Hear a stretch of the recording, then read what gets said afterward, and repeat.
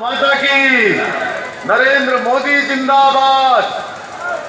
नरेंद्र मोदी जी जिंदाबाद। क्या बात है, इधर से आवाज कम आ रही है, इधर से भी कम आ रही है। भारत माता की। भारत माता की। नरेंद्र मोदी जिंदाबाद। नरेंद्र मोदी जिंदाबाद। आज वर्चुअल इस सभा में अभी हम सबको जिनका मार्गदर्शन मिलने वाला है, जिनका उद्बोधन मिलने वाला है, पूरे दुनिया के सर्वाधिक लोकप्रिय नेताओं में से हमारे देश के यशस्वी प्रधानमंत्री नरेंद्र मोदी जी और मंच पर विराजमान भारतीय जनता पार्टी के हमारे प्रदेश महामंत्री आदरणीय सुरेश भट्ट जी, हमारे किसान आयोग के उपाध्यक्ष आदरणीय राजपाल जी एवं यहाँ पर उपस्थित भारतीय जनता पार्टी के सभी हमारे वरिष्ठ पदाधिकारीगण, सभी नेतागण, दूर दूर से आए हुए माताओं, बहनों, मेरे नौजवान साथियों, बड़े बुजुर्गों, मैं सबसे पहले तो आप सब लोग इतनी बड़ी संख्या में यहाँ पर आए हैं, मैं आप सबका हृदय की गहराइयों से अभिनंदन करना चाहता हूँ। आप सबका मैं हृदय की गहराइयों से, भाइयों बहनों, आज पूरे उत्तराखंड के अंदर जिस प्रकार से लोगों में जोश है, उत्साह है और जगह जगह पर बड़ी संख्या में लोग आशीर्वाद देने के लिए आ रहे हैं, और आज मैं यहाँ पर भी आपकी इस उपस्थिति को देखकर दावे के साथ कह सकता हूँ कि आप सब लोगों ने एक बार फिर से यहाँ से मन बना लिया है, एक बार फिर से कमल खिलाने की तैयारी कर ली है और प्रचंड बहुमत से भारतीय जनता पार्टी को आप सब लोगों ने आशीर्वाद देने का मन बनाया है। भाइयों बहनों, आज प्रधानमंत्री नरेंद्र मोदी जी के नेतृत्व में पूरा देश आगे बढ़ रहा है। आज हिंदुस्तान का मान सम्मान और स्वाभिमान पूरी दुनिया के अंदर बढ़ रहा है। चाहे आज कोई क्षेत्र ले लीजिए आप, आपको ध्यान होगा जब कोरोना महामारी आई थी, महामारी के समय में अगर यही महामारी कहीं कांग्रेस पार्टी के समय में आई होती तो ये वैक्सीन बनने में कम से कम 15-20 साल लग जाते, और हमारे प्रधानमंत्री नरेंद्र मोदी जी ने रात दिन जगकर, रात दिन प्रयास करने के बाद वैज्ञानिकों के साथ लगातार अनुसंधान करवाने में उन्होंने जो प्रयत्न किया, प्रयास किया, उसका परिणाम हुआ कि हमारे को 1 साल के अंदर ही कोरोना की एक नहीं 2 वैक्सीन भारत में बनाने का काम हुआ है।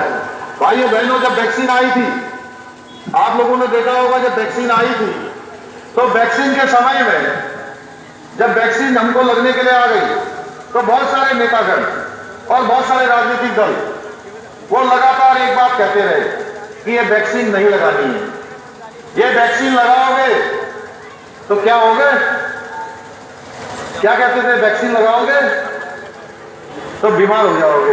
क्यों भाई गुरविंदर बताओ, यही कहते थे? बताओ बलराज, खिंडा जी बताओ, आप विचित्र सिंह जी आप बताइए, यही कहते थे ना?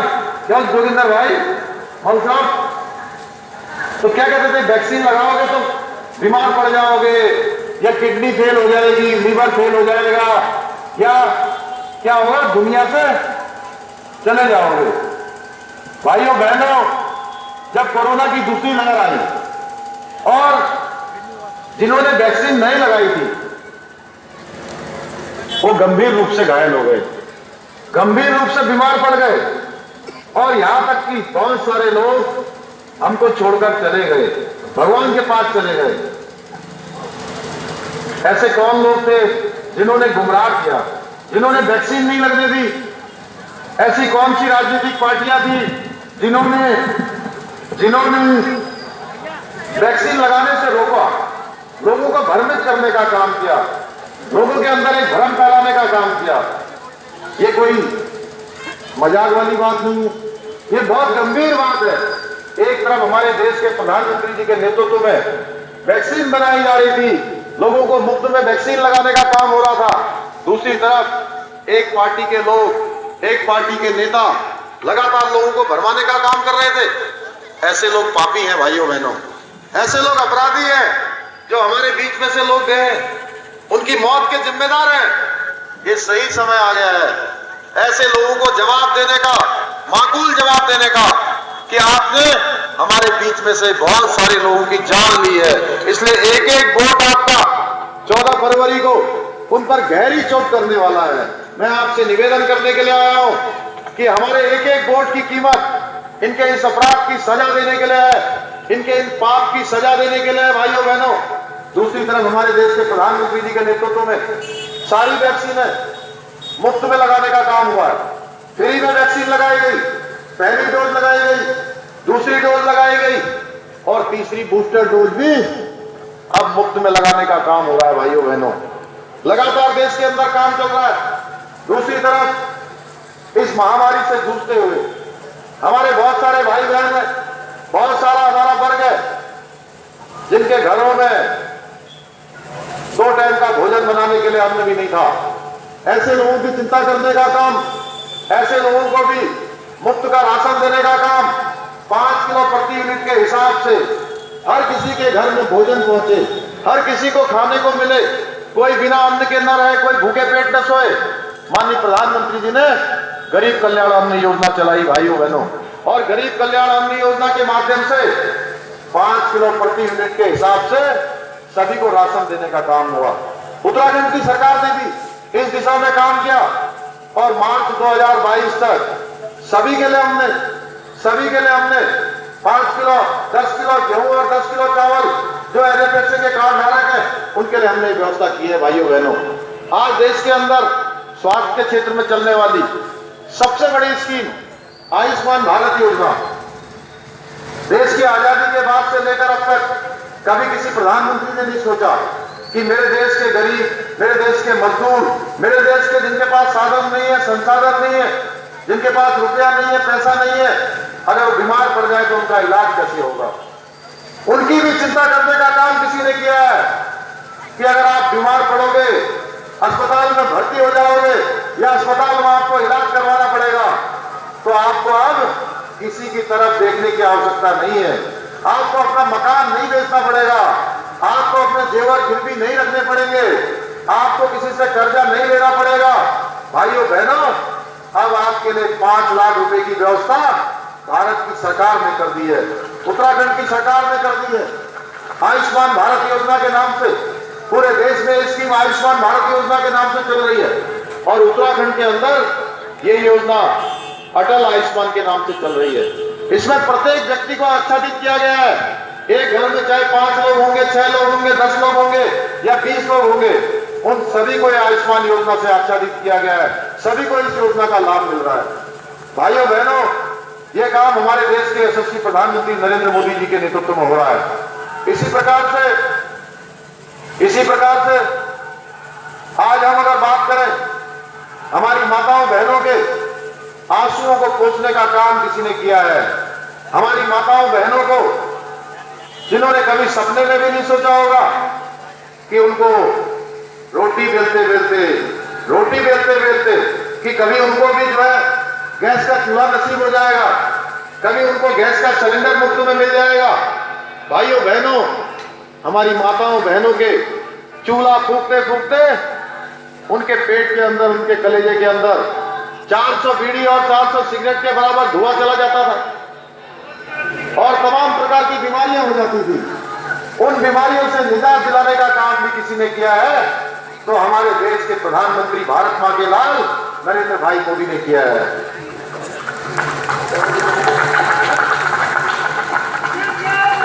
भाइयों बहनों, हर किसी को आवाज मिले, किसी को अब घास की छत के नीचे न रहना पड़े, टीन की छत के नीचे न रहना पड़े, उसके लिए प्रधानमंत्री नरेंद्र मोदी जी ने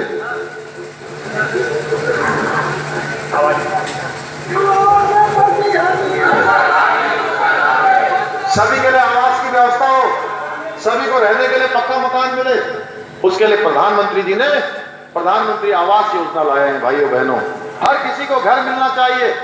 आपने देखा होगा पहले कितनी परेशानी होती थी, शौचालय नहीं होते थे घरों में, हर किसी के घर में शौचालय पहुंचे। उसके लिए हमारे प्रधानमंत्री जी ने स्वच्छ भारत अभियान के तहत शौचालय बनाने का काम किया। भाइयों बहनों, 12,000 रुपए की धनराशि सबके खातों में भेजने का काम किया है। आज डीबीटी के माध्यम से हो, अन्य माध्यमों से हो, तमाम ऐसी योजनाएं आज चलाई जा रही हैं। हमारे बीच में भारत सरकार के मंत्री और आप सबके लोकप्रिय सांसद माननीय अजय भट्ट जी यहाँ पर आ गए हैं।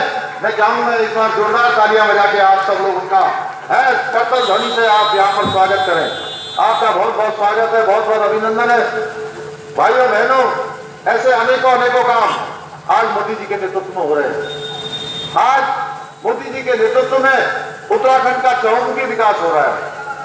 आज देश का चहुमुखी विकास हो रहा है।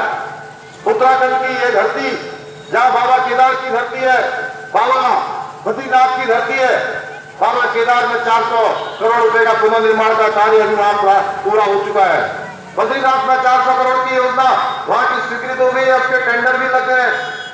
वहीं आप सबके आराध्य देव भगवान श्री राम, जिनका नाम हम लोग हर पल लेते हैं, हर क्षण लेते हैं,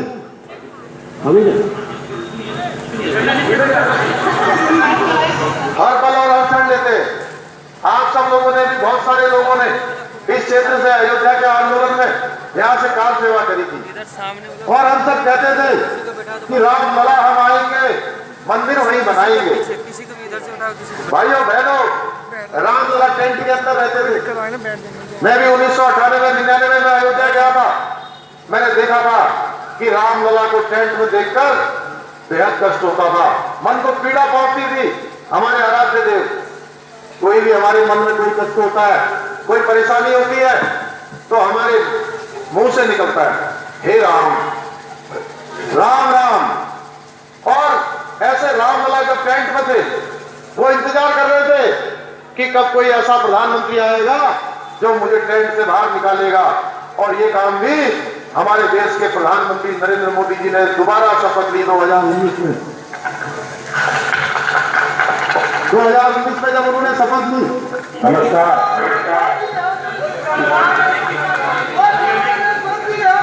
जी, हमारे बीच में हमारे देश के यशस्वी प्रधानमंत्री और विश्व के सर्वाधिक लोकप्रिय नेता आदरणीय नरेंद्र मोदी जी हमारे बीच में आ गए हैं। मैं आप सबकी तरफ से, पूरे उत्तराखंड वासियों की तरफ से, नैनीताल लोकसभा क्षेत्र के वासियों की तरफ से, सबकी तरफ से उनका हार्दिक स्वागत एवं अभिनंदन करता हूँ। एक बार जोरदार तालियां बजा के सब लोग स्वागत कर देंगे, हाथ खड़े करके दोनों तरफ। और उनको सुनने के लिए हम सब लोग यहाँ पर रहते हैं। उनके नेतृत्व में आज हमारा देश हो या हमारा प्रदेश हो, लगातार तरक्की कर रहा है।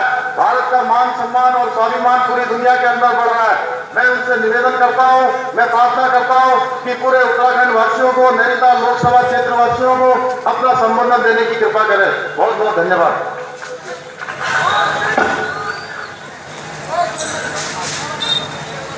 धन्यवाद धामी जी। नैनीताल की इस प्राचीन तपोभूमि और सभी उत्तराखंड वासियों को कोटि कोटि नमन। मैं स्वाधीनता संग्राम के अमर शहीद सरदार उधम सिंह जी के चरणों में भी नमन करता हूं। आजादी के अमृत महोत्सव में देश ऐसे हर शहीद को याद कर रहा है जिसने देश की आजादी के लिए अपना सर्वस्व न्योछावर कर दिया। आजादी के बाद भी उत्तराखंड के गांव-गांव में हमारी वीर माताओं ने अपने संतानों को राष्ट्र को सौंपा। हमारी वीर बहनों ने अपनों को राष्ट्र रक्षा के लिए तिलक किया। उन सभी बलिदानों को भी देश आज श्रद्धा पूर्वक स्मरण कर रहा है। भाइयों बहनों, इस अमृत काल में उत्तराखंड और देश को नई ऊंचाई पर ले जाने का अवसर मिला। इसलिए इस बार का ये चुनाव बहुत ही महत्वपूर्ण है। ये चुनाव इस दशक को उत्तराखंड का दशक बनाने में अहम भूमिका निभाएगा। ये चुनाव अगले 25 साल की बुनियाद को और मजबूत करेगा। और हम सब जानते हैं, नींव जितनी मजबूत होती है उतनी ही मजबूत इमारत भी बनती है। भाइयों बहनों, आज मैं आप सबसे टेक्नोलॉजी के माध्यम से जुड़ा हूं, लेकिन ये मेरा सौभाग्य है कि इस चुनाव के दरमियान मुझे पहली बार रूबरू आकर के आप सबके दर्शन करने का सौभाग्य मिलेगा। और इसलिए परसों 10 तारीख को गुरुवार को उत्तराखंड के श्रीनगर पहुंचूंगा और आपके दर्शन भी करूंगा और आपसे बातचीत भी करूंगा। 10 तारीख को आ रहा हूं। उत्तराखंड के वासियों से रूबरू आशीर्वाद लेने का और देवभूमि को प्रणाम करने का मुझे सौभाग्य मिलेगा। इन चुनावों में आपके सामने और भी कुछ दल मैदान में है। कुछ दल ऐसे हैं जिन्होंने वर्षों तक उत्तराखंड से दुश्मनी निकाली और कुछ दल ऐसे हैं जो उत्तराखंड को तबाह करने की नीयत से यहां आए हैं। ये वो लोग आए हैं जिन्होंने कोरोना के कठिन काल में बसें भर भर के उत्तराखंडियों को दिल्ली से धकेल दिया था, दिल्ली से निकाल दिया था। रात रात ठंड के दिन थे। ऐसे लोग अब आज आपसे वोट मांगने आए हैं। मेरे प्यारे उत्तराखंड के भाइयों बहनों, जिन्होंने सालों तक दिल्ली में राज किया, उत्तराखंड में भी राज किया, कांग्रेस की नीयत और निष्ठा क्या है, इसका अनुमान इनके चुनाव कैंपेन से, इनके नारों से लगाया जा सकता है। आपको उनके कारनामों का पता तो है ही है, फिर भी वो क्या करने वाले हैं देखिए। दिल्ली में ये अनेक दशकों तक सत्ता में रहे। इनके नेता यहां सैर सपाटे के लिए आते रहे, लेकिन तब इनको न उत्तराखंड की याद आई, न उत्तराखंड के तीर्थ क्षेत्रों की याद आई, न उत्तराखंड के टूरिज्म की याद आई, न ही इनको 4 धाम की याद आई। इतने सालों तक उत्तर प्रदेश में इनकी सरकार रही, तब उत्तराखंड यूपी का ही हिस्सा हुआ करता था। लेकिन उस समय भी केदार धाम की, बद्री धाम की, गंगोत्री यमुनोत्री की याद उनको कभी नहीं आई। उनकी डिक्शनरी में ये नाम ही नहीं थे। इन्हें कभी समझ ही नहीं आया कि उत्तराखंड के लोगों को कनेक्टिविटी के अभाव में, आवागमन की सुविधा के अभाव में कितनी मुश्किल होती है। उत्तराखंड से पूरे के पूरे परिवार पलायन कर जाएं, लेकिन इतने सालों तक कांग्रेस को उनकी भी याद नहीं आई। गांव के गांव खाली हो गए। आज डबल इंजन की सरकार 4 धाम को दिव्य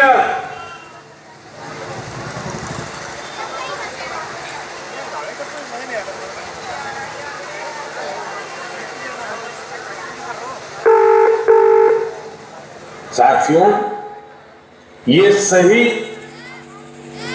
कह रहे हैं कि इन्हें 4 काम आते हैं।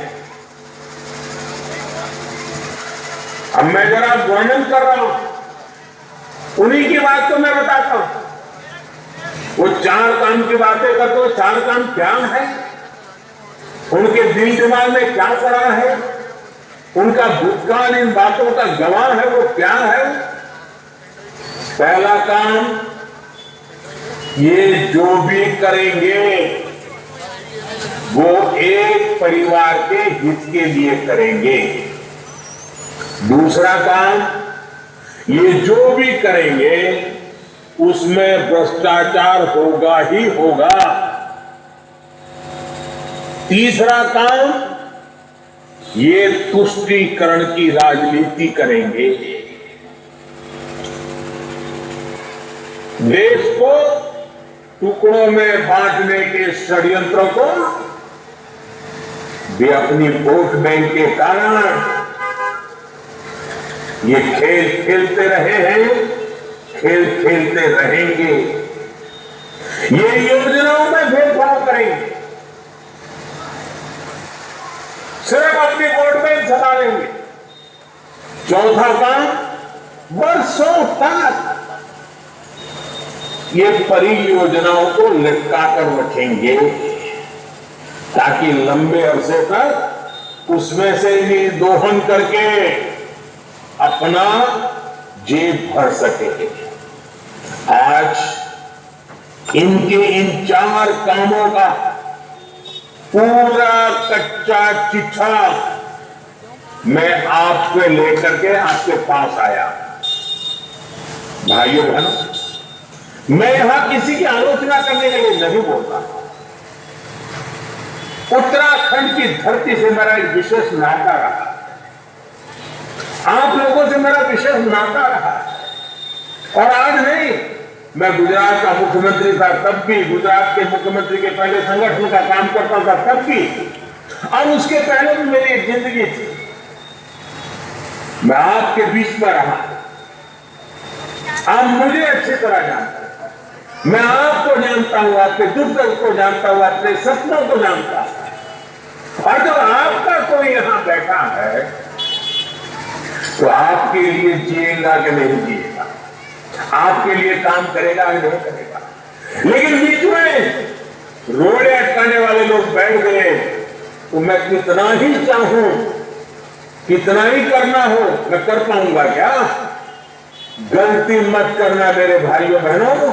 उत्तराखंड के युवाओं के लिए, उत्तराखंड के उज्जवल भविष्य के लिए, उत्तराखंड के गांव गरीब के लिए किसी भी हालत में गलती नहीं करना।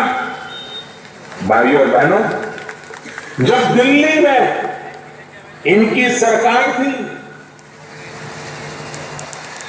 कांग्रेस के नेता, यूपीए के नेता दिल्ली सरकार में बैठे थे, और आप ही के उत्तराखंड के एक नेता, उस जमाने में तो बड़े रसूखदार नेता यहां मंत्री थे 2000 से 2014 के दौरान। उत्तराखंड में सड़कें बनाने के लिए, याद रखिए आपके साथ क्या हुआ है, और उसी के तले तराजू पे तोलिए। जब उनकी सरकार थी और आपके उत्तराखंड के एक नेता उस सरकार में मंत्री बैठे थे, परिवार की सेवा में लगे थे, उस समय सड़कें बनाने इन्होंने केवल 2800 करोड़ रुपए दिए, यानी मूल मुसीबत है 2500 करोड़। 2014 में आपने हमें आशीर्वाद दिया, उन्होंने 7 साल में क्या किया था वो मैंने बताया। हमने इन 7 सालों में उत्तराखंड में सड़कों और हाईवे के लिए करीब करीब 33,000 करोड़ से भी ज्यादा रुपए दिए हैं। अब आप मुझे बताइए, उनके टाइम में 7 साल में 2800 करोड़, 3,000 से भी कम, और हमारे 7 साल में 33,000 करोड़ रोड बनाने की। आप मुझे बताइए, आपका प्लान हम कर रहे हैं कि नहीं कर रहे? यानी 10 गुने से भी ज्यादा। एक और बात आप लोग जरा नोट कर लीजिए, यूपीए की 10 साल की सरकार के समय प्रधानमंत्री ग्राम सड़क योजना के तहत 3800 किलोमीटर ग्रामीण सड़कें बनी थी। और मैं तो उत्तराखंड में रहा, वहां सड़क होना मतलब जिंदगी आसान होने का मतलब होता है। उन्होंने क्या किया था मैंने अभी आपको बताया। जबकि हमने 2014 के बाद सिर्फ 7 सालों में 13,500 किलोमीटर सड़कें बनाई, 13,500 किलोमीटर। साथियों, जिस 4 धाम रोड प्रोजेक्ट की याद इन्हें आ रही है, उसके साथ उन्होंने क्या क्या क्या किया ये भी मैं आपको बताता हूं। आज जब डबल इंजन सरकार 4 धाम रोड प्रोजेक्ट के लिए 12,000 करोड़ रुपए दे चुकी है, 90% काम भी पूरा कर चुकी है, उन्हें अब पहली बार 4 धाम का नाम याद आ रहा है। ऋषिकेश कर्णप्रयाग रेलवे लाइन, पहाड़ में रहने वाले लोगों के लिए रेल एक बहुत बड़ी घटना होती है। रेल देखना भी उनके नसीब नहीं होता। उसके सामने हम ऋषिकेश कर्णप्रयाग रेलवे लाइन के साथ उन्होंने क्या किया था ये हम भूल नहीं सकते हैं।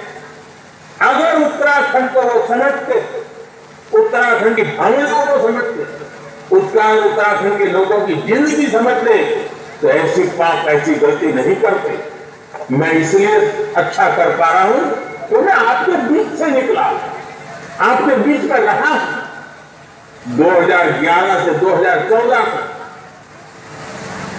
जब हमारी सरकार आई थी, उसके पहले उन्होंने इस महत्वपूर्ण प्रोजेक्ट के लिए, रेलवे के इतने महत्वपूर्ण प्रोजेक्ट के लिए कितना रुपया खर्च किया? सिर्फ 4 करोड़ रुपये, सिर्फ 4 करोड़ रुपये। अब इन पर सैकड़ों करोड़ रुपये हमारी सरकार खर्च कर रही है। साथियों, ये हिसाब किताब बहुत लंबा है। मैंने तो आपको केवल 1-2 ही उदाहरण दिए हैं। ऐसे काम करने वालों को आप, जिन्होंने आपके साथ इतना अन्याय किया, आपकी मूलभूत सुविधाओं के प्रति अनादर किया, क्या ऐसे लोगों को आप उत्तराखंड की जिम्मेदारी दे सकते हैं क्या? ऐसे हाथों में मेरे उत्तराखंड के युवाओं का, आप अपने बच्चों का भविष्य क्या आप उनको सौंप सकते हैं? जब आप वोट देने जाएं तो हमारी सरकार ने क्या किया है? दिल्ली में रहता हूं, लेकिन मेरे दिल में उत्तराखंड की कितनी बड़ी जगह है, इन बातों को याद रख करके वोट करने के लिए जाइए, ये मेरा विशेष आग्रह। भाई और बहनों, नैनीताल सहित पूरे उत्तराखंड के पर्यटन और तीर्थाटन इस उद्योग को आधुनिक इंफ्रास्ट्रक्चर से बहुत बल मिलेगा। उत्तराखंड से दिल्ली की दूरी बहुत कम हो रही है। इस बजट में भी उत्तराखंड के आधुनिक इंफ्रास्ट्रक्चर को और बल दिया गया है। पर्वतमाला प्रोजेक्ट इस बजट में हमने घोषित किया है। ये पर्वतमाला प्रोजेक्ट से जो हिमालयन सारी छोटी पर्वतमालाएं हैं, हमारे उत्तराखंड की सड़कें और आधुनिक होने वाली है।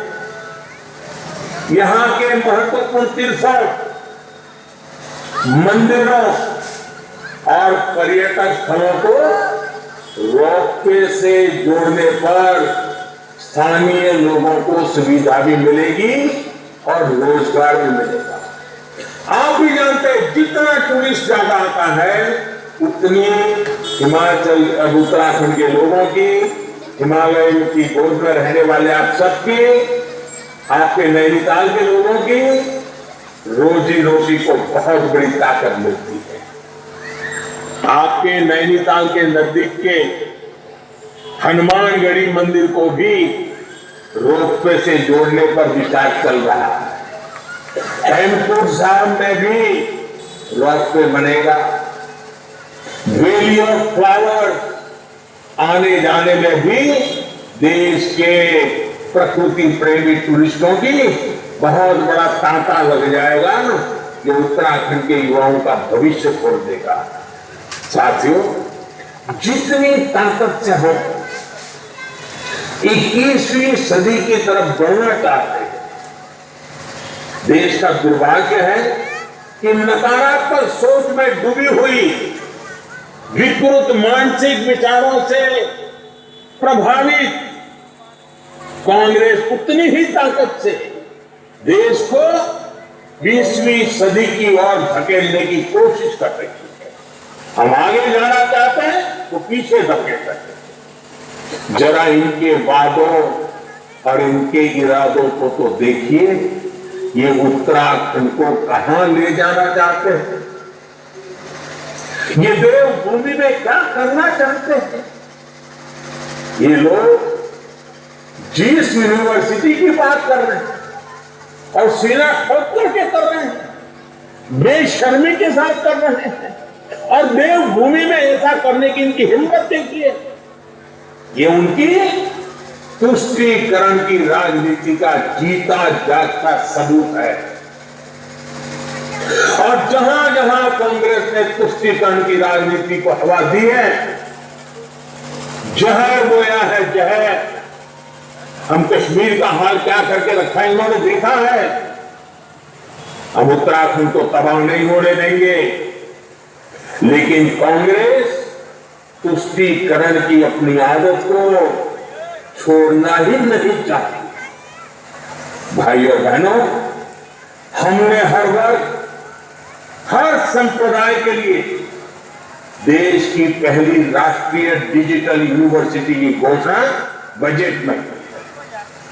इस डिजिटल यूनिवर्सिटी का बड़ा लाभ उत्तराखंड जैसे पहाड़ी प्रदेश को, दूर सुदूर के लोगों को होगा।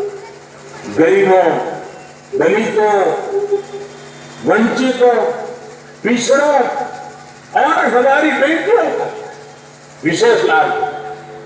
ये डिजिटल यूनिवर्सिटी घर बैठे ही अनेक प्रकार की डिग्रियों की सुविधा देगी। घर बैठे ही युवा अपने सामान्य फॉर्म से देश और दुनिया के बेहतरीन अध्यापकों से सीधे क्लास ले पाएंगे। अच्छी पढ़ाई के लिए बड़े शहरों में जाने की मजबूरी इससे कम होगी। यही तो 21वीं सदी की नई सोच और नई अप्रोच है। भाइयों और बहनों, गांव के पहाड़ों के गरीब, दलित, वंचित युवाओं को समान अवसर देने का एक और बड़ा प्रयास हुआ है। ये भाजपा सरकार ही है जिसने टेक्निकल और मेडिकल की पढ़ाई को हिंदी में भी, स्थानीय भाषा में भी सुलभ कराने की पहल की है। हमारे पहाड़ों के गरीब परिवारों के युवा जिनको अंग्रेजी में असुविधा होती है, जो अंग्रेजी के कारण इंजीनियरिंग, डॉक्टर या दूसरे अच्छे प्रोफेशन में नहीं जा पा रहे थे, उनके लिए ये बहुत बड़ा अवसर दिया गया है। अब गरीब मां का बच्चा भी, दूर सुदूर पहाड़ों में रहने वाला बच्चा भी डॉक्टर बनने के सपने देख सकता है, इंजीनियर बनने के सपने देख सकता है। हम और उसके सपने पूरे करने के लिए काम भी करेंगे। यही नहीं, मेडिकल सीटों में भी लगातार कई गुना बढ़ोतरी कर रहे हैं। यहां उत्तराखंड में भी मेडिकल कॉलेज का विस्तार कर रहे हैं। अब यहां ऋषिकेश एम्स के अलावा एक सैटेलाइट सेंटर भी शुरू हो रहा है। इस पूरे क्षेत्र को इससे इलाज की बहुत बेहतर सुविधा होगी। पहले अच्छे इलाज के लिए दिल्ली तक भागना पड़ता था, फिर ऋषिकेश में ही एम्स आ गया। अब एम्स जैसा इलाज उधम सिंह नगर में ही मिलेगा। इससे यहाँ के गरीबों को, मध्यम वर्ग को, महिलाओं को बहुत मदद मिलेगी। 2014 में उत्तराखंड में जहां मेडिकल की अंडर ग्रेजुएट और पोस्ट ग्रेजुएट सीटें लगभग 1900 थी, वहीं आज ये संख्या लगभग 2600 के आसपास पहुंच चुकी है। इसमें निरंतर वृद्धि हो रही है। कांग्रेस और बीजेपी के काम में आसमान जमीन का अंतर आज उत्तराखंड का युवा ये बात अच्छी तरह समझ रहा है। इसलिए वो एक युवा नेतृत्व में डबल इंजन की सरकार को भारी समर्थन दे रहा है।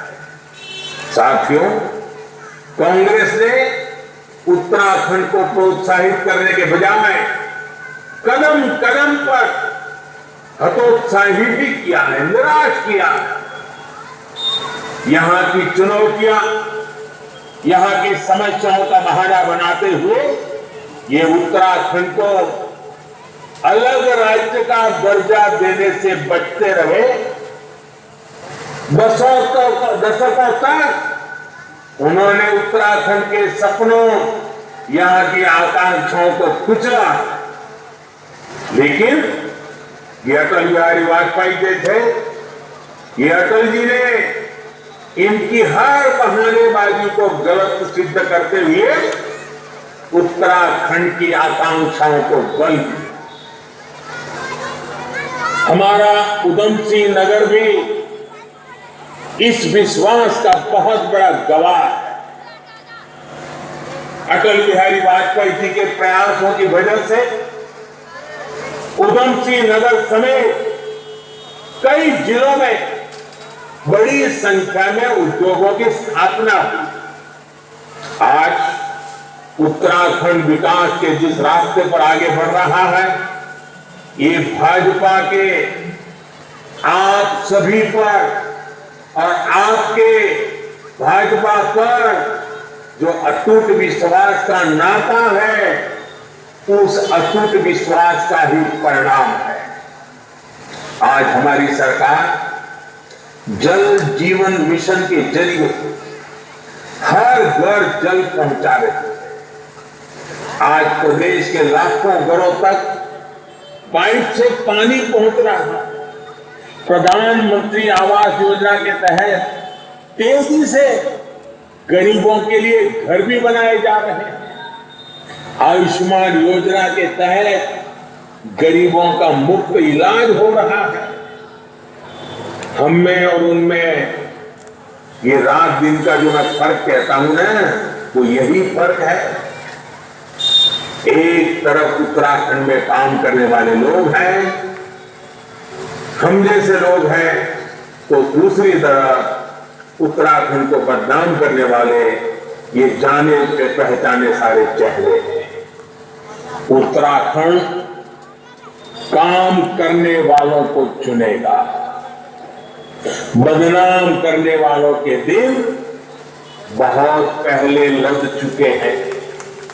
साथियों, डबल इंजन की सरकार का मंत्र है सबका साथ, सबका विकास, सबका विश्वास और सबका प्रयास। हम सबको लेकर काम करते हैं, साथ लेकर काम करते हैं और सबके लिए काम करते हैं। भाजपा सरकार में उद्योग भी फल फूल रहे हैं और उनका लाभ किसानों को भी हो रहा है। पहले देश में जब किसानों की बात होती थी तो राजनीतिक चश्मे से होती थी। पहाड़ों के छोटे किसानों के बारे में सोचा भी नहीं जाता। लेकिन आज जब सरकार पीएम किसान निधि देती है, पीएम किसान सम्मान निधि देती है, तो वो हर किसान के खाते में पहुंचती है। आज जब हम कृषि इंफ्रास्ट्रक्चर के लिए खर्च करते हैं, नए क्लस्टर बनाते हैं, तो ये तय करते हैं कि उसका लाभ पहाड़ के मेरे छोटे छोटे किसान भाई बहनों को भी मिले। इस बजट में हमने नेचुरल खेती की तरफ बहुत बड़ा कदम बढ़ाया है। गंगा जी के दोनों किनारों पर 5 किलोमीटर के दायरे में केमिकल से मुक्त, केमिकल फ्री खेती के लिए बहुत बड़ी शुरुआत की जा रही है। इसका लाभ उत्तराखंड के किसानों को विशेष रूप से होने वाला है। नेचुरल और ऑर्गेनिक खेती में यहां की संभावनाओं को बल मिलने वाला है। बीते 5 सालों में इस दिशा में काफी प्रयास हुए। यहां जैविक खेती का दायरा 55,000 हेक्टेयर से बढ़कर 2.25 लाख हेक्टेयर तक पहुंच चुका है। करीब करीब 5 गुना ऑर्गेनिक उत्पादों की मार्केटिंग और ब्रांडिंग की व्यवस्था भी आज सरकार कर रही है।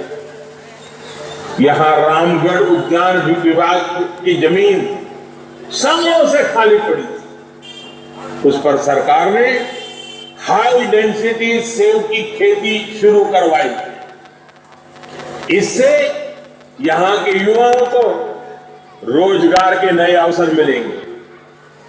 डबल इंजन की सरकार इस प्रकार के प्रयासों से और आगे ले जाएगी, मेरे उत्तराखंड को नई ऊंचाई पर पहुंचाएंगे। साथियों, उत्तराखंड वो तपोभूमि है जहां पूरी दुनिया से लोग सिद्धि के लिए आते हैं। लेकिन आप लोग जानते हैं, जब अच्छे संकल्प से कोई यज्ञ होता है तो कुछ छल छलावे वाली शक्तियां उसमें बाधा डालने की फिराक में भी रहती है। इनके मंसूबों को हमें पूरा नहीं होने देना है। हमें उत्तराखंड के विकास का ये यज्ञ पूर्ण सिद्धि तक ले जाना है। यही संकल्प लेकर 14 फरवरी को घर से निकलना है। पहले मतदान फिर जलपान, ये मंत्र ध्यान रखना है। ठंड हो तो भी इस पवित्र कार्य को करने में कोई देरी नहीं करनी है। इसी आग्रह के साथ मैं आज वर्चुअली आपके दर्शन कर रहा हूं। 10 तारीख को रूबरू आकर के दर्शन करने वाला हूं। श्रीनगर पहुंचूंगा, उत्तराखंड वासियों के दर्शन करूंगा, देवभूमि को नमन करूंगा।